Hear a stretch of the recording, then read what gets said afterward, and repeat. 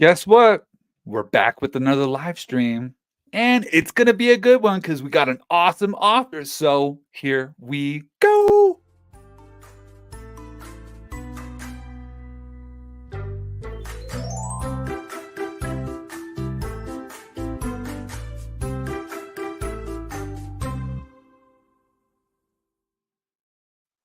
Woohoo!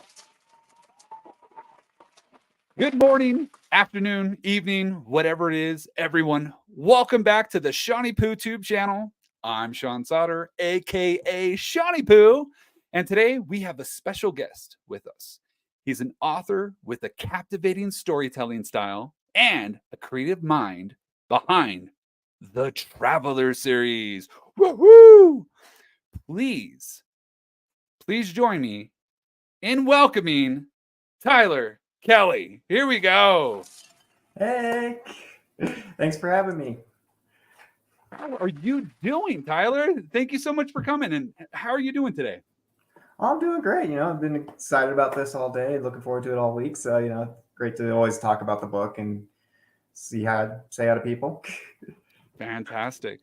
Before we start, like and subscribe and hit that notification bell.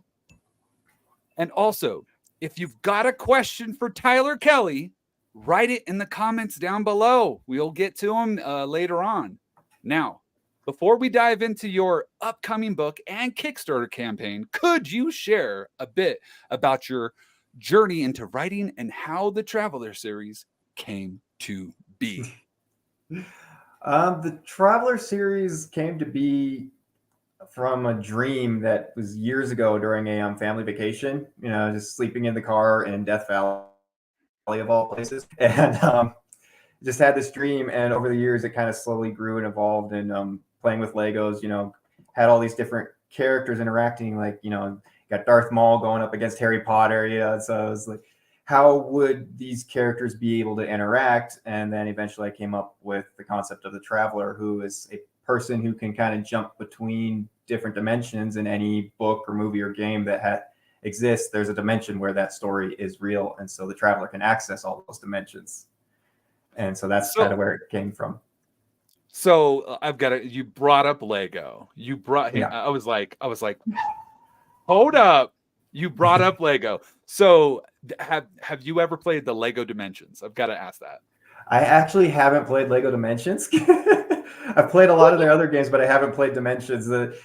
That one it looked fun. It was just looked expensive too. Yeah. Oh yeah.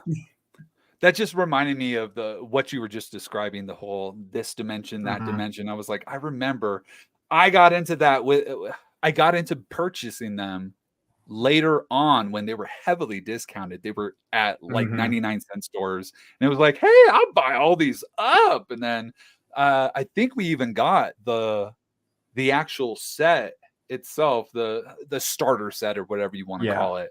And that was pretty cheap itself, but it didn't last. Oh, it didn't last. Yeah, no. So a lot of those games didn't, because there were a couple different variants of that. Oh, I know. But I've got a question. Copywriting. You do copywriting. Tell the audience, including me, educate Seany Poo. What's copywriting? It's writing copy for different businesses. My last job before where I'm at now, I was writing articles for a bail bond company and for their websites. And so it's just writing a bunch of articles for whatever kind of subject matter they want. So for that one, I did a lot about bail, and then also did some California news or just kind of whatever's going on in the state at the time. That's fascinating. Has your background in copywriting influenced your fiction writing?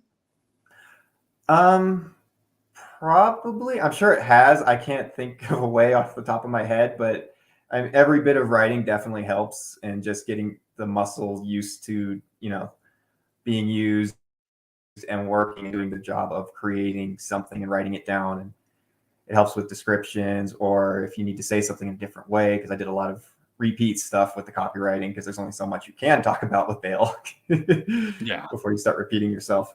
But gotcha. Let's talk about your book. In fact, Seany Poo's got it right here. Hang on. So, The Traveler, The Dead World. The premise is intriguing. Kyle's journey in the child teaching system, the CTS for short, and the quest in the, is it Arima? Arima, yeah. Arima. I know there's fun words in the book. You've got a lot of good, you've got a lot of creative words and names, locations, character names. I love them. Can you give us a glimpse into the inspiration behind the story? I know that you were saying a little bit earlier, you were, you started this in high school, right? Yes, I started actually writing in high school. The concept of the story is older than that, but the actual writing was about high school when I started. And then when you finished it, were you still in high school when you finished it, or it was after high school? Oh, no. It was, I finished back in 2020, so it took about 10 years to get book 1 written. Woo, hold on. Oh, my. I don't even have it. There we go. Holy macaroni. You know, I'm still working on my children's book. I'm still working on it. I'm currently working on the illustrations, and looking back at social media, this has been a long ride. And so you even saying like, man, this took me 10 years. I mean, I understand. Especially it was your first book, correct? Yes, it was my first book, and that's where most of the time went, was learning to write well. It's tough. It is really tough to have an idea and to build upon it. That would be a question. Another question. From beginning idea to final, that's not the final, the finished product. From the idea to the finished product, how different did it change? It's very different because there's a lot of scenes that got cut or reworked, but also just in the beginning, because I plotted out the whole series before I even got this book done.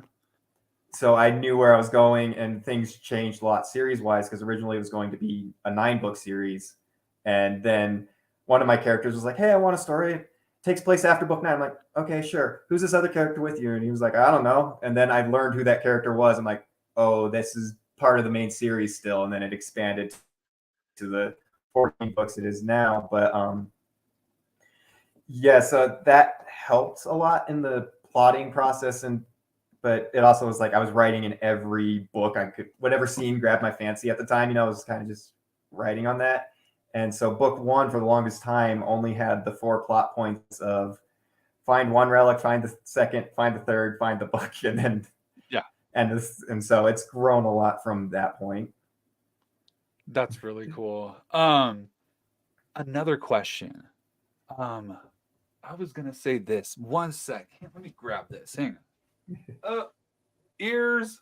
Okay. I'm back. Kind of. Anyways. Did you ever question I'm trying to come up with in this very amazing moment. So I know for myself, when I wrote, because I'm finally done with the writing, I just need to illustrate the dang thing. Now, I wrote it 2 or 3 different ways. Yeah. Did you happen to like, okay, I'm going to write it this way, but then you get to the end and you're like, wait a minute, it's not reading well, or the beats or the timing, the pacing, there you go, is just not hitting. And so you're like, what if I just took this character out or changed this around? Did that actually happen with you?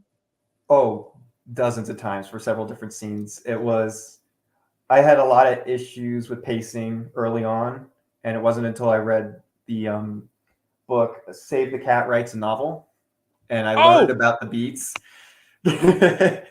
I've got the book. Hang on, time out. I've got the book. We got to blow horn this.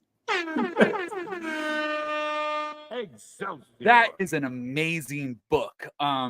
It thoroughly helped me with the construction and understanding. You gotta get that main character to save the cat early on. Yes. Oh yeah, definitely. It because there were several scenes both in this one and in book 2 where it saved the cat helped me figure out why the scene wasn't working. It was like, oh, this is happening at the wrong point in the story. That's what's going on here. So my next question would be, I've already asked this.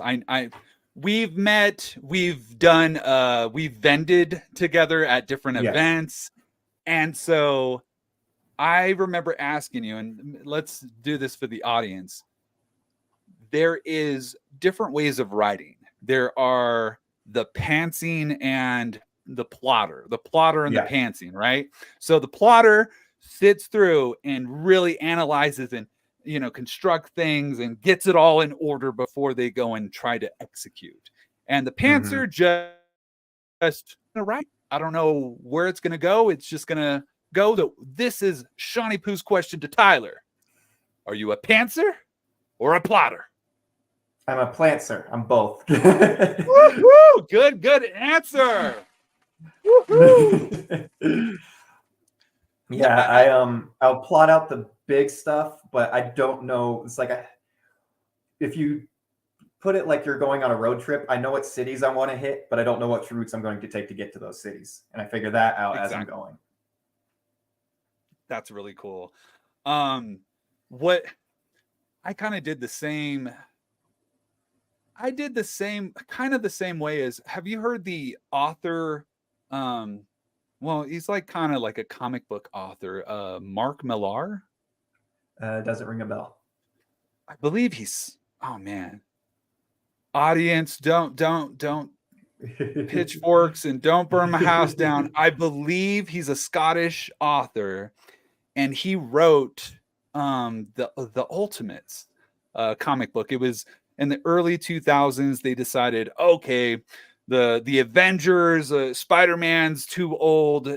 We need to like reset everything, and so they established this new universe, Ultimate Marvel Universe, where they were going to start all over. So Peter Parker, instead of being a photographer, he's working at the Daily Bugle, but he's like more of the tech website guy instead of the photographer per se.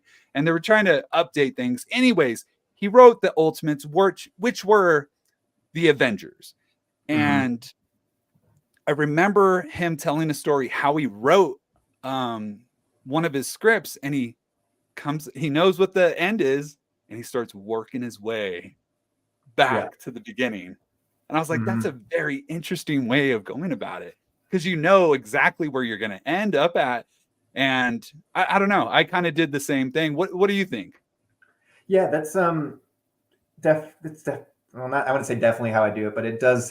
I do think it helps with the storytelling, because one of the things I've been enjoying is I'm planting a lot of seeds for later in the series now. And so they kind of just go by in book 1 of like, oh, that's just, weird little detail. But then when you get to the end, you'll be like, oh no, it was planned the whole time. It wasn't just made up on a whim. Yeah. And I've got to say, your main character, again, you guys got to pick up The Traveler. We've got links down below. This is a great, fantastic book. Kyle. And here's a funny thing, man. I keep on, like, anytime that I've talked about you, I get you mixed up with the main character. I call you Kyle quite a bit, dude. And I get embarrassed, but I really, really loved the main character. He definitely had some growth. And it was just fantastic. Question. Did you use any inspiration from Friends or TV show characters for these characters? Yes, definitely. There's some characters are based off Friends. Some are, fictional characters that I really liked growing up. Is favorite characters are just people that I enjoyed being around, and so they all started off based on someone and then grew into the kind of their own character as I wrote the story and continue to write the series. That's cool. That's cool. Goodness. And how long, I've got to ask this, this, how long did it take to come up with the map? It's a big place. Like, The map I had fairly early on because I needed to see where everyone was going, and see kind of plot out the world and all that. But for the longest time, it was just drawn on a whiteboard. And so it didn't even have like a North Shore. It just stopped at the top of the board. And so I finally sat down and drew it on a trifold board, like, a trifold thing that someone would have for a science fair project. yeah. And which was great until I realized I need a smaller version to fit into the book. And so I had to then draw it a third time on the computer to get it into the book. But that took a while. Like, even just the act of drawing it on the trifold board took a while, but plotting it out was kind of fun. And I ended up figuring out the size based off descriptions I'd given in the book. I had like 3 different descriptions of like, it took us so long to get from point A to point B. So I had the rate and I could figure out the distance and all that. And I came up with like 3 different sizes based on those descriptions. One was like, I think the size of Wyoming. The second one was twice the size of Texas. And then the third was more land than is on planet Earth. So I went with the middle description and adjusted the others to match. That's great. Oh man. I had another question. It just, I wish I had a soundbite for this. What was the other question, Sean? Boom. Oh, here's the question. Here's a good one.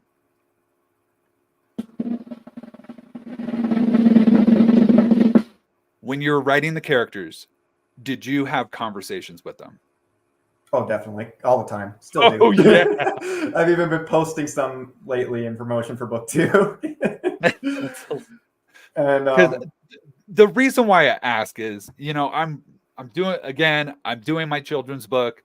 It's about a little boy that's getting bullied at school, figures he's going to build a robot. And my robot, the robot doesn't talk. It's kind of like R2, beeps, blips. Mm-hmm. And the reason why I asked was I was finding myself talking to this little robot and just being like, well, what do you mean, Fuji? Don't be saying that. That's insulting, dude. Yeah, I've definitely done that with Andy was honestly the biggest troublemaker in book 1 because she just refused to let chapters end. It's like, I need to wrap up the scene. Can we finish? And she just keep going. It's like, would you stop, please? She's like, no, can I keep going? I'm like, all right. Andy, she was a fantastic character. I loved how you wrote her. I will say this. I'm going to bring up the book another time. The Traveler, the Dead World has heart. It has heart in it. When you there's some scenes, and I know it tugged at my heartstrings at certain points. When you were writing, what did you feel an emotional weight while writing these certain scenes? Yes, there was always, I always got involved with the scenes, especially because I write to music, and so a lot of the chapters have songs that go with them. And because before I publish, I changed, for me, the chapter titles are the song titles, and then I change them to whatever chapter titles they are. But some of those chapter titles keep the influence of the song that inspired them. And some of the chapters actually were able to keep the song title. Like halfway through book 1, there's a chapter called Green and Blue, which is from, the song is called Green and Blue from the Halo 4 soundtrack. And it actually worked really well because green and blue are the eye colors of the 2 kind of focus characters for that chapter. And so you can kind of, and it's this very, it's middle of the book, and I know you've read it, so you can kind of guess which emotional scene it is. But so the song goes really well, and so that definitely helps me get into the scene and in the emotions of what's going on with the characters. I love that. I've actually heard there's another independent author out there. Oh, Brittany Wang. She's on YouTube. I don't know if you've seen her. Haven't come across her, I don't think. Anyways, she's actually done the same thing where she's like written to different songs or soundtracks. So my question is this: she has actually compiled them, put it on some Spotify thing, and then like you could go to her website and she'll say this chapter and here's the link. Would you happen to did you do that or have any I've thought ideas? about doing it because I do have like the Spotify playlist for each book. And so I do have that available. I've thought about doing it. I just haven't gotten around to actually sharing the playlists. Gotcha. That's a really cool idea because I was actually doing that myself. I curated a bunch of music like Charlie Brown, the new movie Charlie Brown, some other stuff just to get me in the mood of certain scenes. And yes, music is a powerful tool. It's really cool. There was a great moment when I was working on one of the later chapters in Glitchalis. It's actually the first time that when they arrived there and was the earliest version of that. And I was listening to the song for that chapter, and this was middle of summer in Southern California. And after I got done writing the chapter, I kind of looked up and looked out the window and saw all the sunlight and heat. And I was like, I was still shivering though inside because I was so in the snow and everything. So it's like, it was very much a whiplash moment of like, whoa, it's not actually cold. Let me bring, are you cool with me talking about Cat? Of course. I've got it. You know what? I've got to do this one. Where is it? We're not worthy. We're not worthy. How you wrote the Cat. Freaking amazing. When I read it, and everyone has a voice in their head when they're reading. Whenever I read the Cat, just this, well, what do you mean? Oh, someone's getting angry. Oh, I don't know why. That just came every time I read the Cat, that came out, this sophisticated nose in the air. But I just loved every time the Cat was in a scene. Fantastic. He tends to be the favorite. He tends to be the favorite, and he knows it. and I hope my little robot can be just as awesome as the Cat, because oh my gosh, steals the scene, steals every scene. One of my, as I was doing the editing for book 2, and my editor sent back the first round of critiques, and it was like, okay, so here's all your characters, here's where they're kind of going, but here's where they need some work and polishing. And then she gets to Cat, and it's like, he's perfect. Nailed him first try. Everybody else needs work, but Cat's fine. No, you did an amazing job. And here's a question. Let me know if I'm going too personal or whatever, but could we go into where you grew up? Was it in the White Mountains or no? No, I grew up in Southern California, up in the mountains, just like 2 hours above LA. It was high desert, so mountains, but desert mountains. And it was just kind of a nice place to be. And actually, you can get it. Book 2 actually takes place in the area I grew up. Gotcha. So timeline, what brought you to Arizona? We were just kind of getting away from California and all the craziness, as it gets more populated and the small town becomes less small town. So here's a question. Were you living here in the small town while you were going to high school? No, I was living in there. We moved out here in Kelley. 2020. Gotcha. So are you enjoying the small town life? Because yes, it's all brand new to me. We just recently moved up to the White Mountains. Almost, I think we're on our 3rd year or 2nd year, but we're loving it. It's like you said, it's a lot calmer. It's a lot calmer. The driving, so much nicer. Yes, I can feel less stress when I'm driving. It's just it's just all right, we're gonna cruise, and the speed limit's kind of slower, but it's really Yeah. better because it's good to just slow life down and Yes. just sip it in. Just sip it in and Hmm. enjoy the moments versus remembering living in the city and driving down in Oh yeah. town to I-10 and back to Mhm. back traffic. But Yeah, yeah, when the couple of times I've been back to Phoenix to go check things out, and it's like, oh yeah, don't miss this traffic.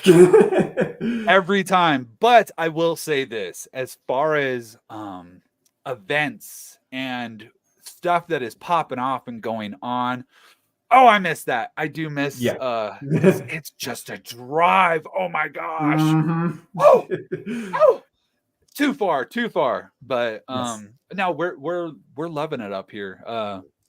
The White Mountains are great. The people are fantastic out here. Hmm. They're Um, very friendly and welcoming. Friendly, welcoming, and hardworking individuals. Yes. The people out here are great, and it's so cool to finally actually, because we were dreaming about doing the whole small town living for over a Hmm. decade, and to actually pull the trigger, um, it's just a breath of fresh air. Um, has it influenced your writing? Yeah, because it definitely there's a different feel for small town versus big towns or cities, and even just small towns closer to big cities. Because we are or out here we are in a smaller town, a slightly smaller town than what I was in back in Southern California, but our Sholo was like 15 minutes away instead of the hour Oh, drive. So yeah, you had the benefit of the small town, but you had a close area to go visit. So it definitely affects that because I can write both sides of it, like I can get the small town and the big city kind of vibe for my characters when needed. gotcha. So now, let me delve into this. Where's my questions? Here we go. Now, I know our audience is eagerly awaiting the news. So,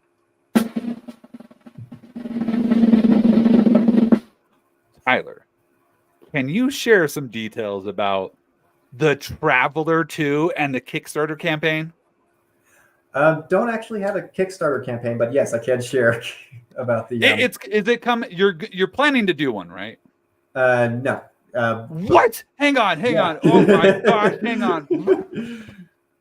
Johnny Poo. Oh, you didn't do your math. Oh. Anyways, go on. My bad. um, yeah. So book two was supposed to be out November, but that didn't quite happen because I made plans without consulting my cover artist Oh, about that. I didn't just think. I was like, oh well, it only takes about a month to do the cover, so I'll be fine.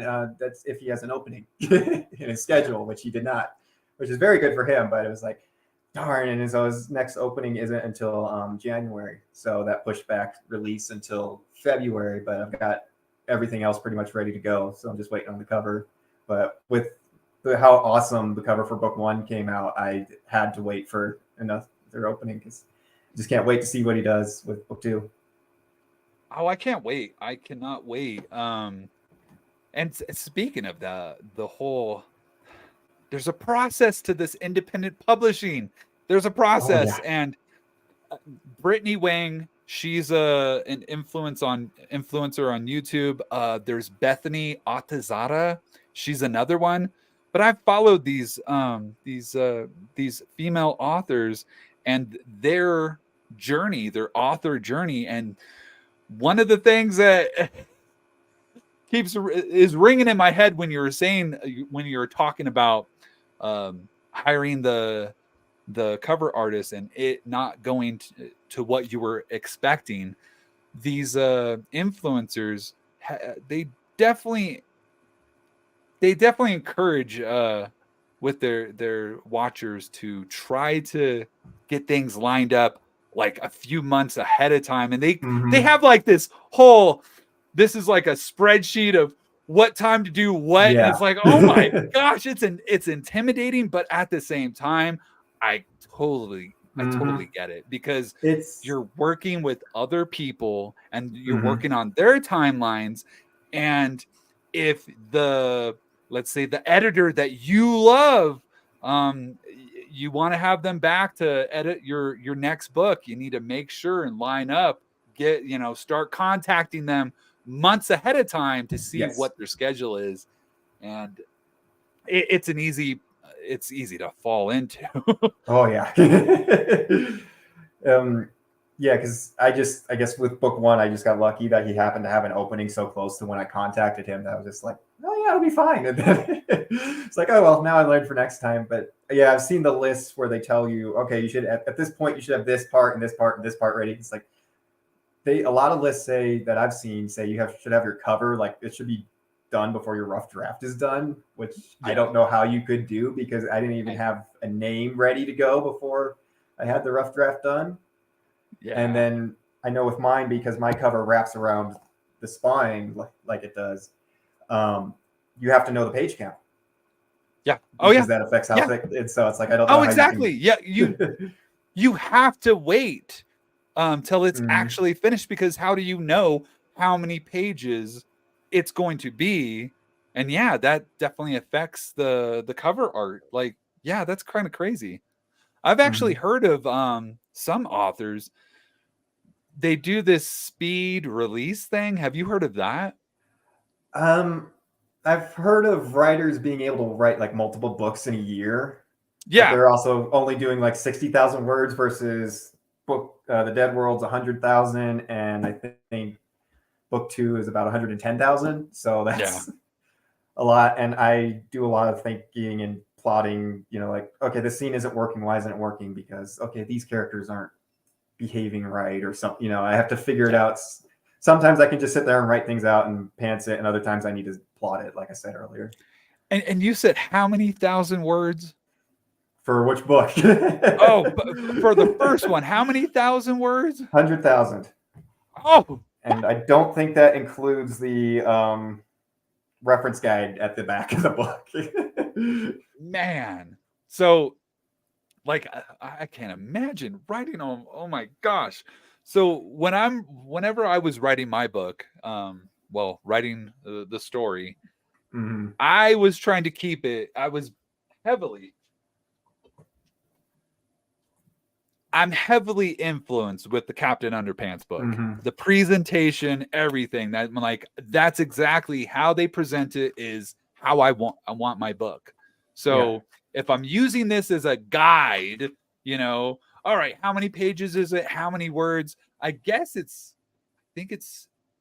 what was it? Is it 5? I think it was like around 5,000 words. Oh, and geez. So that was I believe that was my guide. That was like, okay, it needs to be 5,000 words. And I was stressing myself out because I'm doing each chapter. I'm like, I broke every chapter down, and each chapter needs to be around 250 words. Oh my gosh, we're going to 300 to 400 to 500. There was one time I was into 900 words on one chapter. I was like freaking out because it's not matching up. And so when I finally finished the script, it's around 10,000 books or 10,000 words. Yeah. So I can't fathom, dang, 100,000 words, bro. Ow. I honestly think what you're doing is harder, because shorter the story, the less words you have to work with. But at the same time, you've got to condense it down. But also, it's got to, I don't know, it's all hard. It is writing. I'm going to say this. Writing is hard. It's very hard. I thought that I won't lie. I really thought the writing was going to be easy. And it took me some years. It took Seany Poo some years. And I finally got a finished script. And now I'm doing the illustrating. And I've done illustrating for quite a while. But this is doing my own thing. This is me working with myself, not working with others.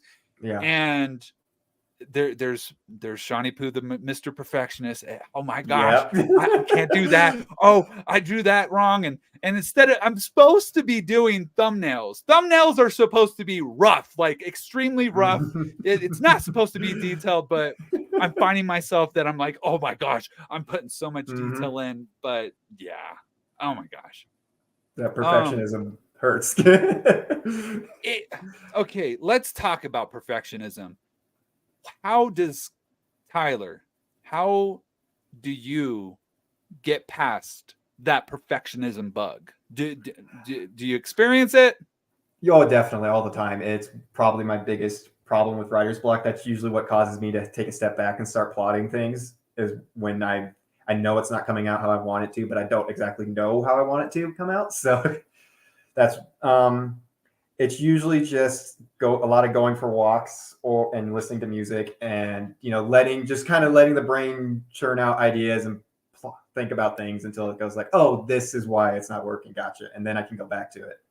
That you just brought up what I was gonna ask you.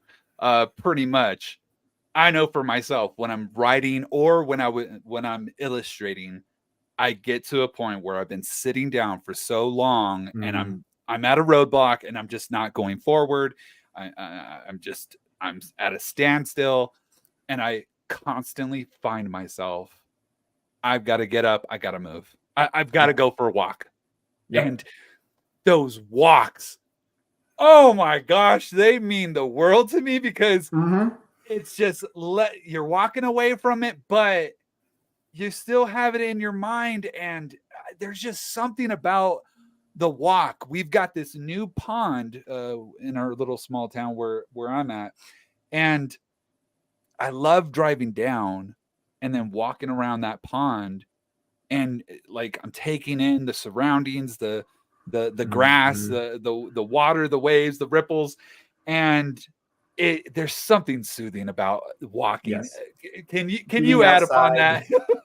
Yeah, being outside and in the sunlight and getting the fresh air is very refreshing and helps kind of put you, especially when, I'm assuming you animate or draw on a computer too. So it's Yeah. a lot of staring at the blue screen, and it's like Oh yeah. that wears you down. And so going outside and stepping away from it for a moment really helps refresh and recharge you. And I definitely find that. And it's like sometimes I'll just walk around the neighborhood here, or I'll go to the local river, walk along that, and it's just, and like I said, just have the headphones in and listen to music and unwind for a minute. And I find that helps a lot with the writer's block. Something just popped in my head. It's like those food critics or those wine tasting guys, they'll Mm-hmm. sit there and take a sip, but then they like spit it out, and then they take some water to clear the palate. Yes. It could, I guess that could be the Yeah. same thing. It's like clearing your palate to go in for some more. Yes.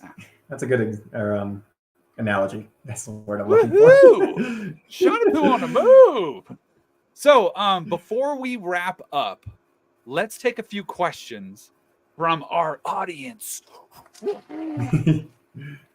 So, wait for that. Okay. If you have any questions for Tyler about his writing process, the Traveler series, and or the upcoming release of his second book, drop them in the chat below. I know let's bring up this question. I think this is a question. Jessica Sermon, hey Tyler, do you write anything else other than the Traveler series?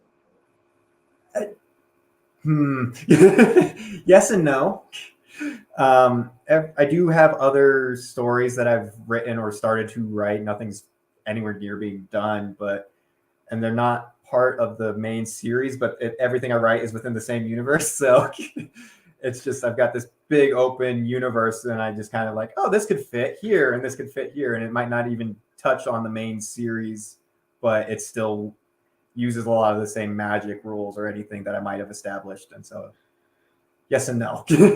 Gotcha. So your answer is now sparking up a question, my own question.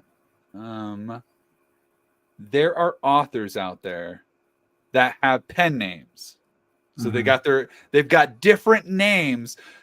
You don't have to answer this. You could tell me to go eat my fist or whatever. But what about that? Do you have different pen names? Is that maybe something? I've thought about it, but nothing. I haven't done anything with it yet. Because I know some writers do that because they get pigeonholed into a certain genre, Yep. and because I think J.K. Rowling did that after Harry Potter. She had some books, and she wanted them to go on their own and not be influenced by her name. Yeah. In the Harry Potter series. And that's something that I heard as well. Authors, they're in this genre and they've established themselves, but if they do this genre, it just doesn't do anything. So they end up creating a whole new persona, and that persona is in this niche, and this author is in this niche. I'm just like, that's just a lot of juggling. I don't know about that. Yeah, I think more than likely I will just stick with my name and just be like, yeah, this is all my stuff, and because maybe this book's not for you, but this one might be, it's because I've got several different genres planned for other series. Gotcha. And then you also, sorry, I'm trying to look at, you've got your own website, tkellywriting.com. Do you have let's ask this, newsletter? Do you have newsletter signups or anything like that? Yes and no. I've been wanting to start a newsletter, but I also have never been able to figure out what exactly I would write about in a newsletter other than gotcha. I plan on, when book 2 releases, sending out an email to those who have signed up, and I've been taking signatures at events, or not signatures, but emails at events, so I can put people on the list so they get notified when book 2 comes out, like, here you go. Gotcha. So are you looking to do like a release party or anything like that? Probably. I'll probably be doing something over at the local store, like I like to do, and because they've been very supportive of me and letting me sell my book there, and so I'd love to. That's really cool. That's really cool that that you've got businesses that want to help support you and see you succeed. That's just really freaking cool. I've got a shout out to the store. Woo! Yeah. It's been very kind of them. Looks like we've got another question. Angie Kelley, which authors have influenced you? Well, there's the obvious, J.K. Rowling. Grew up reading Harry Potter, or having Harry Potter read to me, because I was a little young at the time when it first came out. But then there's also Rick Riordan with Percy Jackson, and then Magnus Chase. Love those books. I love his sense of humor. And then even Neil Gaiman. I love a lot of his short stories. Oh, Neil Gaiman. Okay. Hang on. We gotta, before you proceed, what is your favorite Neil Gaiman book or movie? My favorite of his is M is for Magic. It's a collection of short stories of his. And so I loved that one because I had it on my phone. And so whenever I had a few minutes, I could just pull it up, read a quick short story, and then get back to whatever I was waiting for. And so that was fun. And I love his sense of humor and just the way he can visualize things and paint pictures and portrays magic. It's this beautiful, mystical, and sometimes terrifying thing that he can portray. And it's always fascinating. Have you got the chance to actually meet Neil Gaiman? I have not, but that would be awesome. He is freaking amazing. Yeah. The wife, seems like it. The wife was heavily into Neil Gaiman. What was it? There's American Gods. There's the Graveyard Book. Was it the Graveyard Book? I don't remember. And then isn't Good Omens him too? Good Omens, yes. So Omens, the wife, yes, Coraline. We were all into that Stardust. Oh my goodness. Mm-hmm. So he ended up coming to Arizona because I think it was the Graveyard Book. It was something, or the Blue Book, something Ocean Underneath the Sea. Was that? I haven't read that one. Anyways, he was releasing a new book, and so wasn't local. There was a bookstore. It was out in Tempe. We had to drive. I had to drive all the way out there to get some tickets to go see Neil Gaiman. And Yeah, but so, that's worth it. oh, it was worth it. It was well worth it because we got the tickets, and it was at this high school. It was. I'm not gonna. I don't want to throw any shade, but it was pretty ghetto in in the neighborhood. It was like I was looking behind me, but we got there, and they had some food trucks. It didn't start till way late at night, but Neil Gaiman came out. He talked for a little bit, and then the unfortunate the milk or something like that. He did like a children's book or some type of children's book with Scotty Young. The unfortunately something the milk. Oh my goodness. Anyways, he ended up reading like a chapter or two from this book live to us. And if anyone has not heard Neil Gaiman read, he is like warm milk. He just he soothes you and he makes you just want to fall asleep, but in a good way, not the like, oh, this guy's boring. Yeah. He is so intellectually amazing with his speech. I wish I could talk that way. Yes. And he's just captivating. Oh my goodness. But to go back on that story, hang on, let's do this. To go back on that story, Seany Poo, I needed to have a Snickers bar when I was waiting there because we waited for hours. We waited for hours. We didn't get out of there till midnight. Oh, geez. It was a long wait. And I needed a Snickers bar because, oh my gosh, my diva was coming out. I'm like, oh my God. But overall, fantastic experience getting to meet the great and amazing Neil Gaiman.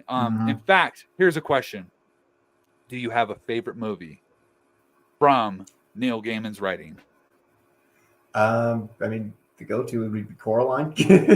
Coraline? Which is such a fascinating story because I've seen him talk about how kids love Coraline and then adults are like creeped out by it. Yeah. And so it really is true because as a kid, I loved Coraline, thought it was this really cool story. Then as an adult, I look at it like, wow, this is very creepy and unsettling. But it's a fascinating thing how the different ages perceive the same story. Yeah. Yeah, it's different. I love was it claymation that they did? Yes. For the movie? I just loved it. The story, and then they got, oh my goodness, I forgot her name. The main voice actress. Sorry. Dakota Fanning? On. Was that it? No. Dakota I don't know off the top of my head. Anyway, she did a fantastic job. I would have to say my favorite, Stardust. When it came out, I remember like when I first saw the trailer, it wasn't on TV. I think it was through like something else. And it was like, wait a minute, this is a thing. And it already been out. It was already beyond the theater. And I think it was on DVD or whatever. And my wife and I got it. And it's just like, we haven't heard of it. I don't know about this. Let's take a look. And it was my favorite movie. One of my favorite movies. And it's so cool. Have you ever heard Neil talk about the background where he got the inspiration for Stardust? I might have because I took his master class, and so I got to listen through all of that, which was a lot. Hold on. You took the master class from the amazing Neil Gaiman? No way. Yeah, no, it was awesome. Masterclass had a deal going, and so we were able to get unlimited access for a year. So I just piled a bunch of interesting people on there. Neil Gaiman was one of them, for the writing. And that was such a fun class to just sit there and listen to him talk about writing, and it was pretty awesome. That's really cool. Oh my gosh. So if you did hear it or not, from what I understood, he was in Tucson, Arizona for some sort of award show or an event. And I think he won. I think it might have been for Sandman, the comic book He wrote Mhm. Sandman, the Yeah. comic book. I think it might have been an award for that, but he said that he came out and he was just talking with I think it was a fellow writer, female or something like that, and they were just on the porch or on the roof of somewhere, and it was dark, and then came a shooting star across the sky, and he Yeah. said, and that started the questions of, I wonder where that's going to land. Oh, Mhm. I wonder what it could be, what it looks like, Yeah. or and it's just like, oh my gosh, that is so cool in Arizona. He got the inspiration for Stardust. Oh, that's so cool. It's amazing where inspiration can strike, and what it doesn't have to be much to get it to happen. Yeah. Yeah, it's really cool. Here goes LT Ghost. How many books do you plan on for your series? How many books? 14. So I've got a lot of work ahead of me. Hold on. What? 14? Hang on. Oh my gosh. I need to sit down. Give me a sec. Holy crap. 14 books, dude? Oh, Yeah. wow. Yeah, it started out as 9, and then, like I said, one of my characters had a brilliant idea to add another story, and that expanded. And it was because I originally started out as it was 3 trilogies was the goal, so it's like 3 sets. And then I was like, okay, if this is continuing the main story, that means there's a few more books here to do the next trilogy. And then that expanded and expanded again. And so now it's not sets of 3. There's like, but the series is broken up into 4 pieces. And like the first 3 books are like the big opening act for the whole series.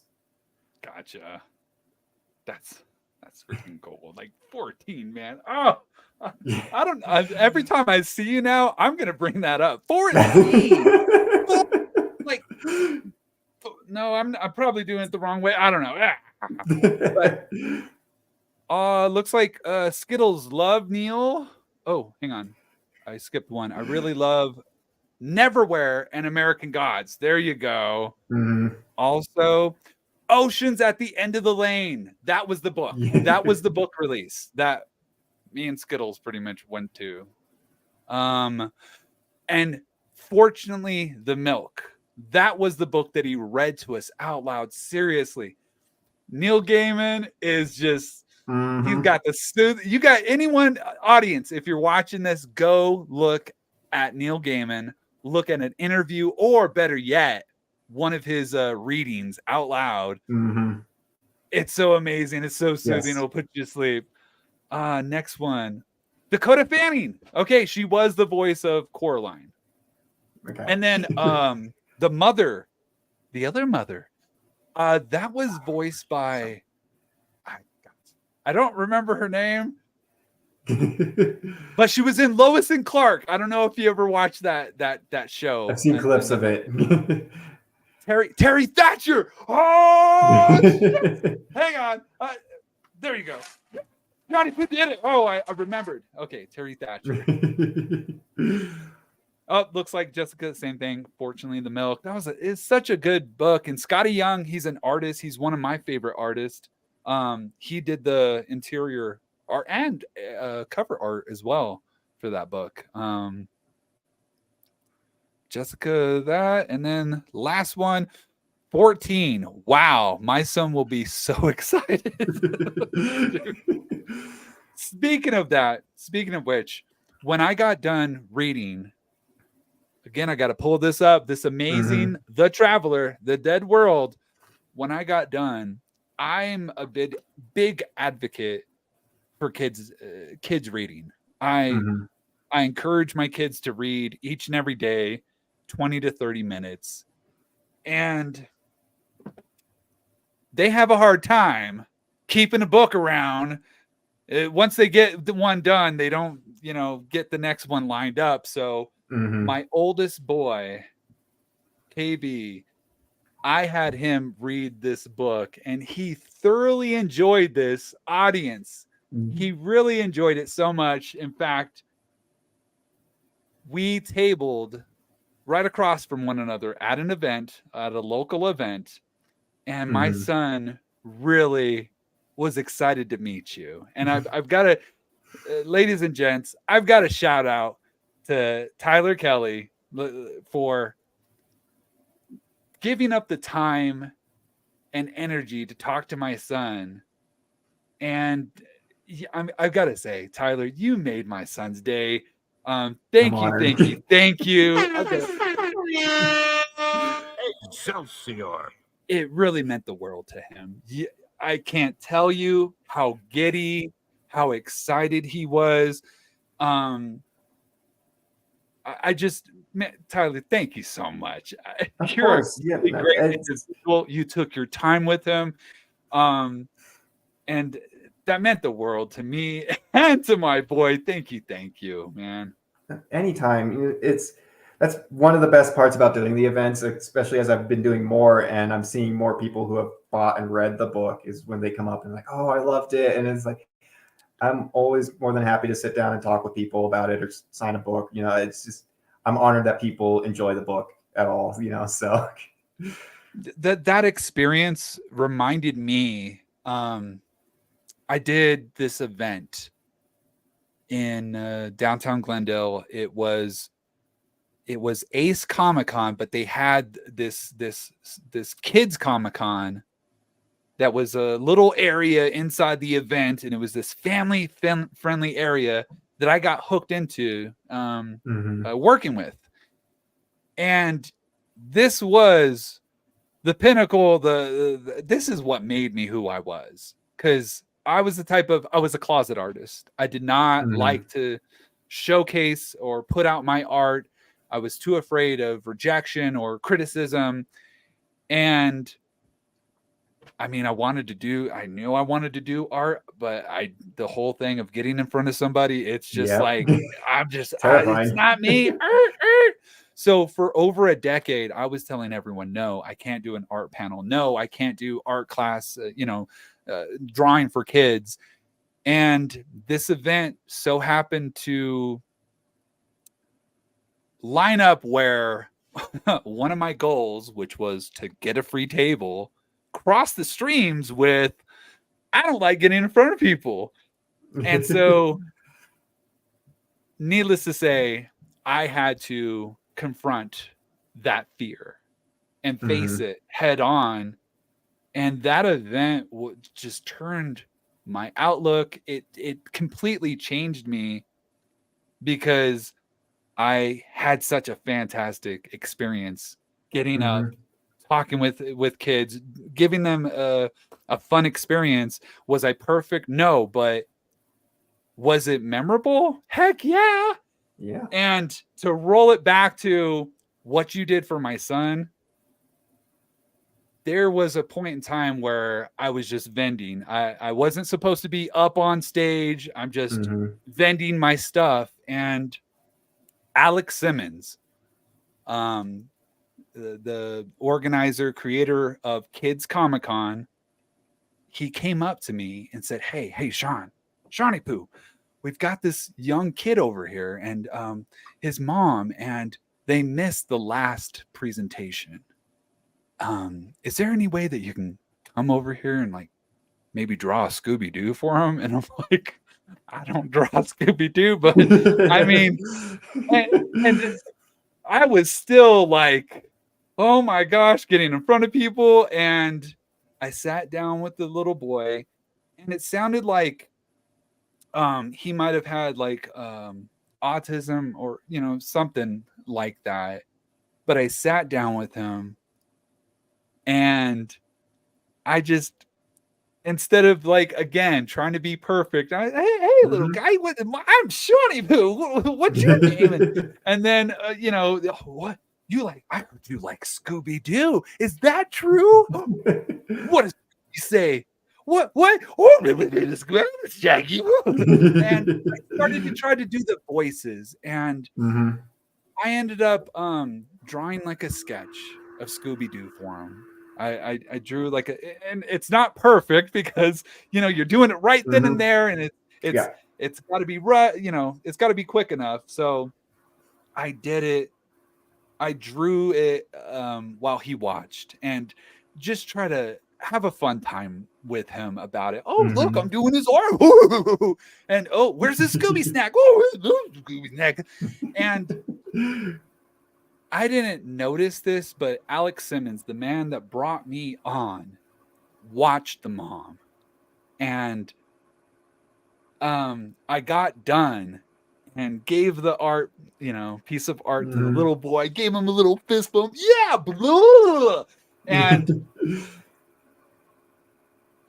the mom was just gleaming, just stars in her eyes, and it was this look of so much appreciation. And I completely understand what she was experiencing, because that's what you did to me, man. That's what you did to me.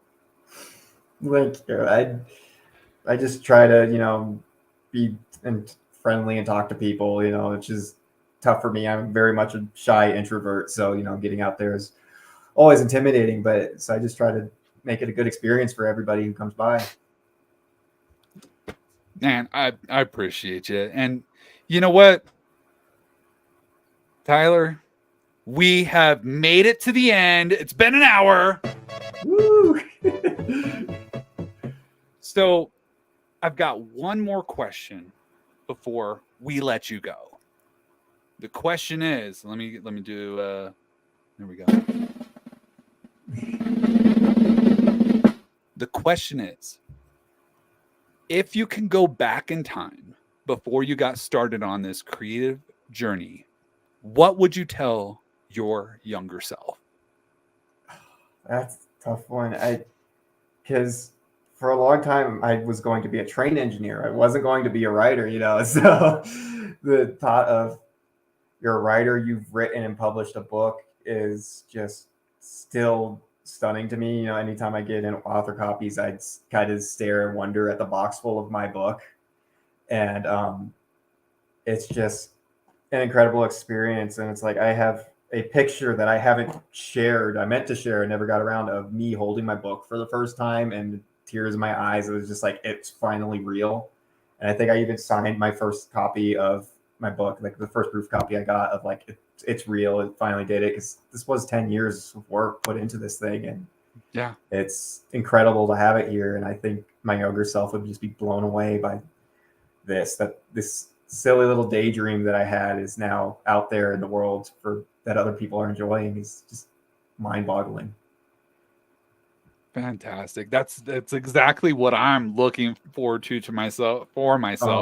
I can't wait for the day to hold that physical book in my hand. I'm foaming from the mouth for this. Yes. But anyways, fantastic. Tyler, thank you for coming on. Thank you for having me. Before I let you go, let's roll out the red carpet. Tell everyone what you've got going on in your life. Well, like we've mentioned a couple times already, book 2's pretty close on its way. Finished up edits this week, or final edits this week, so I just got to finish up the map and then wait for the cover, and it'll be out, and should be out February. I'm hoping mid-February, but it could be late depending on how that final read-through goes once I get the proof copy. And so that's the big excitement that I've got coming up, is book 2 coming out. And I haven't shared it yet, but it now seems like a good time. The title for book 2 is going to be The Lost Heart. Oh, The Traveler, The Lost Heart. I like it. That's an exclusive Seany Poo Tube exclusive. Oh, yes.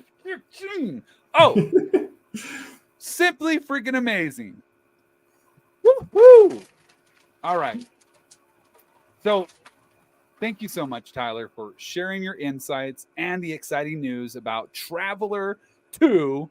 And I mean, I'm definitely going to be supporting you as soon as it releases. I'm going to be buying my copy. And to the viewers, thank you for joining us today. Thank you.